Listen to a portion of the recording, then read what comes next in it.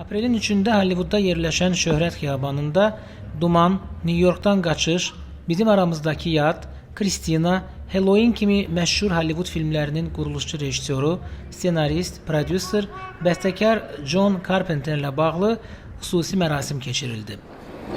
Los Angeles'ta yerləşən Walk of Fame, yəni Hollywood prospektinin əsas hissəsini təşkil edən Şöhrət Xiyabanında bugün 2806-cı ulduz basılır və bu ulduzun sahibi özü də bax elə tədbirdə iştirak edir. Demək John Carpenter'dir. John Carpenter dünya şöhrətli bəstəkar, prodüser və rejissordur. Mərasimdə çıxış edən Hollywood aktyorları Carpenter yaradıcılığının özünə məxsusluğundan, onun daha çox qorxu janrına müraciət etməsindən danışdılar. Çıxışlardan sonra ulduzun təntənəli açılışı oldu.